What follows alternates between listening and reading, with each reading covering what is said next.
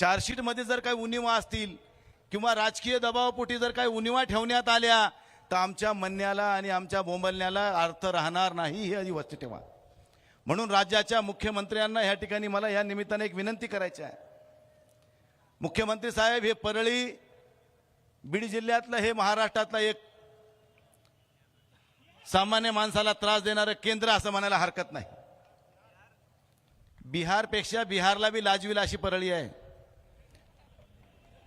कारण परभणीला लागू नये म्हणून आपल्याला बी थोडं त्याचा जास्त अनुभव आहे. एकाही एमईसीबीचं बिल त्या ठिकाणचे हे महाभाग भरीत नाहीत. वाळूचे मोठे मोठे ह्यांचे क्रेशर आहेत, जी क्रेशरमधून वाळू काढतात, तिची रॉयल्टी भरत नाही, तिचं लाईट बिल भरत नाही, कोणाला पैशाचा काही संबंध नाही. एमईसीबीचं थर्मल आहे, तिथल्या राखेच्या बाबतीतला तेच विषय असेल. आमच्या गंगथडीच्या बाजूनं पूर्ण वाळू उपसा केला जातो, त्याच्याकडे कोणी बघायला तयार नाही. अशा सगळ्या परिस्थितीमध्ये ह्यांना पैशानं मोहनी घातल्या आहे आणि पैशाच्या लालसेपोटी हे माणुसकी हरवून बसलेल्या अवलादी ह्यांना आता ह्यांची जागा दाखवणं हे आता तुमचं आमचं कर्तव्य झालं. आम्ही शांत आहोत, संयमी आहोत, हे इथपर्यंत ठीक आहे. पण जर अशीच घटना जर होत राहिली तर आम्हाला संयमी म्हणून घेण्याचा अधिकार उरणार नाही. आम्हाला बी छत्रपती शिवाजी महाराजांचा मावळा म्हणून रस्त्यावर उतरल्याशिवाय पर्याय नाही, हे बी लक्षात ठेवा मित्रांनो. म्हणून या ठिकाणी सर्व नेत्यांना मी या ठिकाणी एवढीच विनंती करणार आहे की ह्या ठिकाणी चार्जशीट होणार, हे चार्जशीट चांगल्या प्रकारचं व्हावं, साक्षी पुरावे व्यवस्थित मध्ये तपासून त्याच्या नोंदी व्हाव्यात आणि चार्जशीट जर चांगलं होऊन जर कोर्टासमोर गेलं तरच फाशीची शिक्षा होऊ शकते. नाही तर कोर्टानं सोडून दिलं, आम्ही तर सगळं केलं होतं असं म्हणायला हे पुन्हा मोकळे आहेत. म्हणून माझी सगळ्या सुरेशांना दासांना जास्त करून विनंती करीन, संदीप क्षीरसागर असतील, विधानसभेतले सगळे आमदार असतील, की आपले ही सगळ्यांची नैतिक जबाबदारी आहे की हे चार्जशीट, कारण कोर्टाच्या न्यायालयासमोर लढाई लढत असताना ती कागदोपत्री लढल्या जाती. पुराव्याअभावी लढाई होत नाही. पुराव्याअभावी बाहेर काही बोलू शकतो, पण कोर्ट हे पुराव्यावरच बोलत असते आणि पुरावा हा खूप महत्त्वाचा आहे. म्हणून ते सगळे पुरावे रेकॉर्डवर आले पाहिजेत, कारण असे अनेक खून त्या परळीमध्ये पचवल्या गेलेत.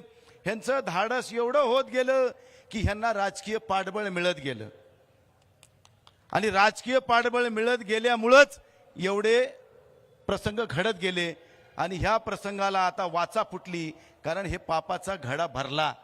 पापाचा घडा भरला म्हणून संतोष देशमुखच्या रूपानं हे सगळं आता पिक्चर बाहेर आलाय. म्हणून मला या ठिकाणी एवढीच विनंती करायची आहे की त्यांचा राजीनामा मागायची काय गरज आहे.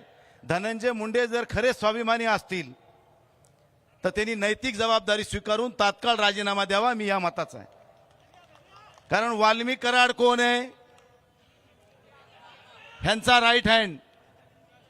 मग खारीतला शुक्राचार्य कोण? हे आता आपल्याला विचारायची गरज नाही. म्हणून त्यांनी नैतिकतेने राजीनामा द्यावा.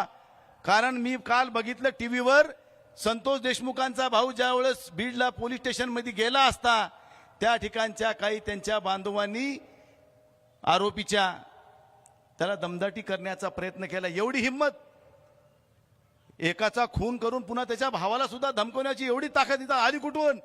म्हणून धनंजय मुंडेंनी या ठिकाणी पहिले राजीनामा द्यावा. आणि मुख्यमंत्री आणि अजितदादाला सुद्धा मी या ठिकाणी नम्र विनंती करीन की आपण तात्काळ यांचा राजीनामा घ्यावा आणि ही चौकशी निपक्षपातीपणानं व्हावी, ही आमची प्रमुख भूमिका असणार आहे. त्यामुळे आजही या ठिकाणी सर्व जनतेनं या ठिकाणी मोठ्या संख्येने या ठिकाणी सहभाग घेतला. एका आव्हानावर सगळेजण आलात, कारण हे सगळ्याच्या मनामध्ये खदखद आहे. ही कुठंतरी उफाळून येण्याची शक्यता नाकारता येत नाही. त्यामुळं प्रशासनानं ह्याची काळजी घ्यावी, दखल घ्यावी. योग्य वेळी योग्य निर्णय जर घेतला तर मला वाटते पुढचे अनर्थ टळतील. जर हे असंच चालू राहिलं तर एक दिवशी बिहार नाही, हे त्याच्यापेक्षाही वेगळं चित्र या ठिकाणी या महाराष्ट्रामध्ये बघायला मिळेल. अशी परिस्थिती सध्या परळी आणि बीडमध्ये आहे. तिचं लोन थोडं बहुत आम्हाला वाटतं गंगाखेडच्या बाजूने बी वाहतं दिसायला लागले, पण त्या गंगाखेडला आवरायला आम्ही परभणीकर सक्षम आहोत. तेवढी चिंता करायचं कारण कारण एवढे मावळे आमचे सगळे तेवढ्यासाठी कधी बी आदरात तयार आहेत. एवढंच या ठिकाणी सांगतो. पुन्हा एकदा सगळ्यांना या ठिकाणी आपण सगळेजण आलात. मी देशमुख कुटुंबाला या ठिकाणी मनपूर्वक अभिवादन करतो. तुमच्या पाठीशी आम्ही 100% आहोत. कुठेही तुम्ही हाक द्या, तुमच्या हाकेला ओ देऊन आम्ही या ठिकाणी उपस्थित राहू, एवढंच सांगतो आणि थांबतो. धन्यवाद. धन्यवाद साहेब. यानंतर माननीय